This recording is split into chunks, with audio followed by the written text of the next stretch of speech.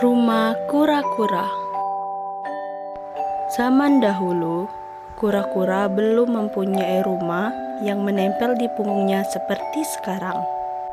Seperti binatang lainnya, rumah kura-kura pun ada di luar tubuhnya. Dia tinggal di pinggir sungai. Rumahnya pun dibuat di pinggir sungai juga. Pekerjaan kura-kura memancing ikan, kadang juga menanam palawija dan buah-buahan di kebun yang berada di pinggir sungai juga. Makanan memang tidak menjadi persoalan. Ikan banyak di sungai itu. Sayuran seperti tomat, timun, cabai, bayam, wortel, tinggal menanam pasti tumbuh subur. Tapi ada yang selalu menjadi pikiran kura-kura, yaitu masalah rumahnya. Kura-kura belum bisa membuat rumah yang permanen. Setiap hari dia merasa khawatir. Kalau pergi jauh, bisa-bisa pulangnya dia tidak bisa beristirahat di rumah. Saat hujan turun lebat, tidak saja rumah kura-kura yang rusak, tapi hancur tidak terlihat bekasnya sekalipun. Besoknya, kura-kura mengumpulkan lagi batu-batuan dan kayu. Dia menata lagi rumahnya, batu-batu ditumpuk, direkat oleh tanah lempung, kayu-kayu dan umput kering menjadi atapnya. Tapi pekerjaan berhari-hari itu bisa hancur dalam sekejap bila hujan datang dengan lebat. Pernah, kura-kura setiap hari membuat rumah, begitu selesai hancur terbawa banjir. Membuat lagi, begitu selesai hancur lagi. Saking capeknya, akhirnya kura-kura menangis.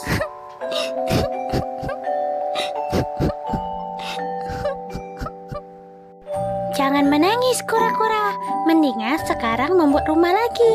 Tempatnya sekarang nyari yang lebih tinggi, biar tidak terjangkau oleh banjir. Ucap kancil yang kebetulan lewat. Kura-kura memandang tetangganya itu masih belum mengerti. Iya, tempatnya agak jauh dari sungai. Kalau banjir tidak akan terjangkau. Nanti saya bantu mengumpulkan bahan-bahannya. Kura-kura mengangguk, menangisnya tidak terdengar lagi. Besoknya, kura-kura mengangkut lagi batu, kayu-kayu kering, dan rumput kering. Kancil membantu mengumpulkan bahan, tapi setelah terkumpul banyak, Kancil pamitan karena harus menengok saudaranya di padang rumput. Maaf ya kura-kura, aku tidak bisa membantumu sampai selesai karena aku mau menengok saudaraku di padang rumput. Dadah, semoga berhasil ya. Kancil sudah pergi. Sekarang aku harus menyelesaikan rumahku sendirian. Di tempat yang lebih tinggi memang aman, tapi tidak bisa memancing di depan rumah. Sekali dua kali hujan disertai meluapnya sungai, rumah kura-kura selamat. Tapi sekali ada hujan yang disertai angin, rumah kura-kura tetap hancur. Kura-kura menangis lagi.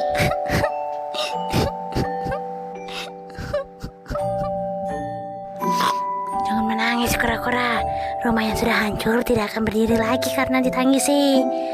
Salah kamu sendiri, kenapa membuat rumah tidak dipancung ke dalam tanah? Ucap babi hutan yang kebetulan lewat. Saya berpengalaman membongkar pohon yang akarnya kuat, yang paling susah.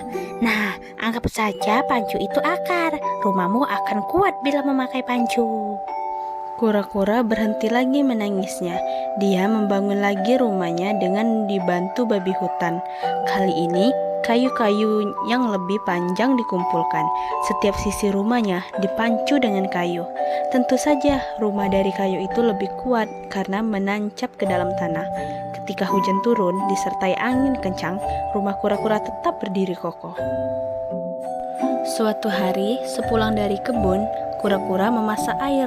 Maksudnya mau membuat kopi. Sambil menunggu air mendidih, kura-kura turun ke sungai mencuci singkong. Pikirnya, pasti enak sekali minum kopi sambil makan rebusan singkong. Tapi ketika sedang mencuci singkong, kura-kura melihat asap membumbung dari rumahnya. Kura-kura berlari pulang. Ternyata api sudah menyala membakar rumahnya. Kura-kura tidak bisa berbuat apa-apa. Mau mengambil air terlalu jauh. Akhirnya kura-kura hanya bisa menangis.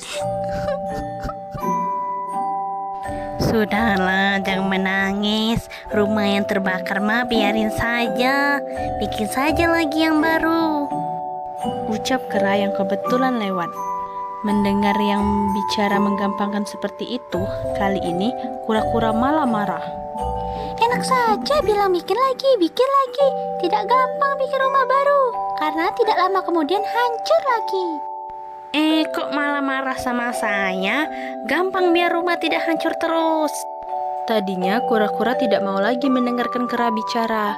Pikirnya, Kancil saja yang terkenal pintar usulannya tidak memberi kebaikan. Idenya untuk membuat rumah yang jauh dari sungai tidak membuahkan hasil. Juga idenya babi hutan, yang awalnya dianggap bagus, ternyata membuat rumah dari kayu bukanlah jalan keluar. Sekarang, kera yang mengusulkan binatang yang tidak punya rumah karena dia hidup dan tidur di atas pohon mengusulkan sebuah ide. Apa bisa dipercaya? Seandainya kamu mau membuat rumah yang tidak cepat hancur, saya siap membantu. Ucap kera. Akhirnya, kura-kura bertanya juga. Rumah seperti apa yang tidak cepat hancur? Rumah yang selalu dibawa oleh kamu. Dibawa-bawa? Kura-kura maunya marah lagi. Ide kera ini memang kurang ajar. Membawa-bawa rumah yang besar, bagaimana bisa? Saya harus mengendong rumah yang besar. Gila itu namanya. Bukan gila, rumahnya juga bukan yang besar, tapi rumah yang bisa ngepas dengan tubuh. Saya pernah melihat bangsa manusia memakai benda yang dinamakan baju. Tidak seluruh tubuhnya tertutup, tapi katanya membuat tubuhnya nyaman. Tidak lagi manusia mengeluh karena kedinginan. Nah, kalau buat kamu, bukan saja baju yang bisa menahan angin, tapi rumah yang bisa membuatmu berlindung. Kura-kura akhirnya tersenyum. Masuk juga ide kera ini. Besoknya, kura-kura membuat lagi rumah. Kali ini yang dibuat kecil saja. Kera membantu membuatnya. Ketika sudah jadi, benda itu disimpan di punggung kura-kura. Lalu, dasar rumahnya juga dibuat. Awalnya memang terasa berat dan kaku, tapi lama-lama kura-kura terbiasa. Rumahnya itu terasa ringan, nyaman, aman untuk berlindung. Ketika ada harimau yang ingin menerkam, kura-kura yang tidak bisa berlari kencang ini bersembunyi di rumah batoknya. Harimau tidak bisa berbuat banyak. Ketika tahu rumah batok kura-kura sangat keras, dia pulang lagi. Waktu bertemu lagi dengan kera, kura-kura mengundangnya untuk bersama-sama memanen hasil kebun. Pulangnya, kera diberi apa saja hasil kebun yang sudah matang. Katanya, hitung-hitung tanda terima kasih karena kera sudah membantu membuat rumah dan mengusulkan idenya. Sejak itu, kura-kura membawa-bawa rumahnya. Kera juga menjadi sahabat yang paling akrab. Mereka menjadi pasangan yang sering diceritakan di dongeng-dongeng. Itulah cerita Rumah Kura-Kura. Terima kasih sudah mendengarkan cerita asal mula rumahku, teman-teman. Terima kasih juga untuk teman-temanku Kancil, babi hutan, dan juga kera yang telah memberikan aku ide untuk membangun rumah. Terima kasih semuanya.